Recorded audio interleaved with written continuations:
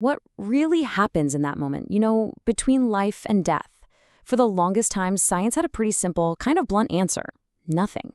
But what if I told you a groundbreaking scientific study is forcing us to rethink, well, everything we thought we knew about one of the biggest mysteries of human existence? I mean, think about it. The question itself seems to defy logic, right? We've always been taught that our consciousness, that feeling of me inside our heads, is a product of our brain activity. So it follows that when the brain dies, consciousness just shuts off. End of story. But here's the thing. Mounting evidence suggests the real story might not be that simple at all. And this is where the real conflict lies. You've got established medical science on one side, and on the other, these incredibly vivid, very real reports from people who've been brought back from the brink of death. Okay, so from a purely physiological standpoint, the answer seems absolute. When your heart stops beating, that's it. The oxygen-rich blood stops flowing to your brain, and within like 10 to 20 seconds, all the electrical activity in the brain's cortex just vanishes.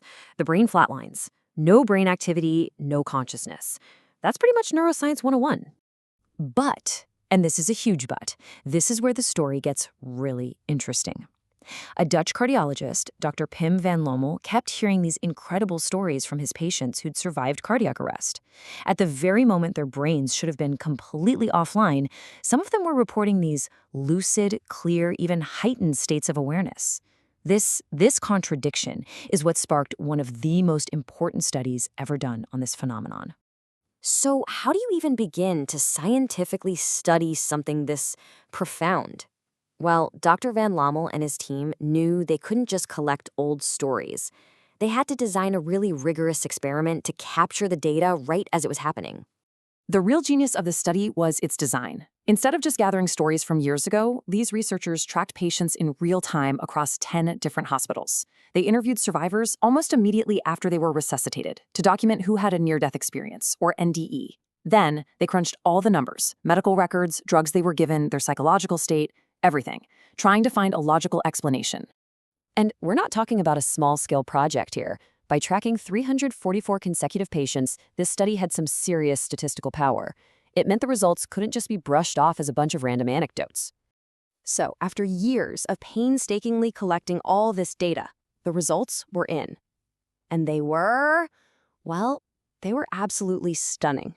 They challenged so many long-held assumptions about the connection between the brain and consciousness. Okay, so the first big finding, a significant chunk of patients, 18% to be exact, so almost 1 in 5, reported a clear, structured near-death experience. Now think about it. If this was just some random hallucination from a dying brain, you'd expect maybe everyone to have one or no one. This consistent 18% figure suggested something else was going on.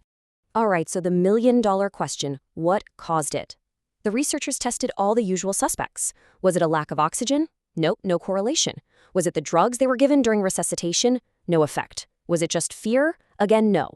The factors that did show a link, like being younger, couldn't explain the content of the experience itself. The standard physiological explanations, they just didn't hold up.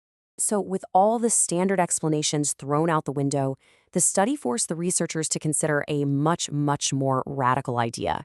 What if consciousness wasn't being generated by the brain during cardiac arrest at all? What if it actually exists somewhere else? This leads to the theory of non-local consciousness. It's a concept that pretty much reframes everything. The idea is that our brain doesn't create our consciousness, it just tunes into it. It suggests that our consciousness might be a fundamental aspect of reality itself, something that can exist independently of our physical body. Okay, here's an easy way to think about it. Imagine your brain is like a television set. The TV doesn't create the show you're watching, right? It just receives a signal that's already out there in the air and turns it into pictures and sound. Well, according to this theory, the brain is like a biological transceiver tuning into this universal field of consciousness. So when the brain dies during cardiac arrest, the receiver might shut off, but the broadcast, our core consciousness, it keeps going. But beyond the experience itself, what truly sets these NDEs apart is their profound, permanent impact.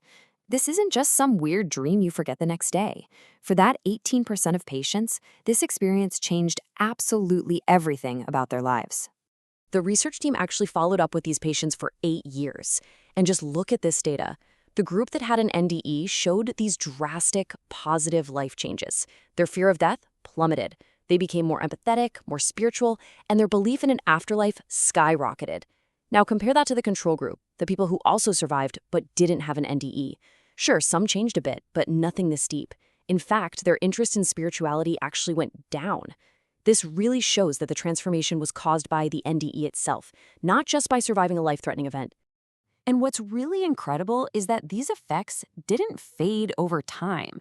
The interviews 8 years later showed that these transformations had actually gotten stronger, becoming more and more a part of who they were. Just a few minutes of clinical death led to a permanent change in their entire worldview. So what does all this mean? This Dutch study didn't just document some weird phenomenon. It presented credible, scientific evidence that forces us to question our most basic understanding of who we are, and maybe even the nature of reality itself. And that leaves us with one final, profound question. If our consciousness, the very core of who we are, can exist when our brain is offline, if it's not created by our biology, but just received by it, then what happens when that receiver is turned off for good? This research doesn't give us a definitive answer, but it does suggest that the end of our physical body might not be the end of our story. Maybe it's just the end of a chapter.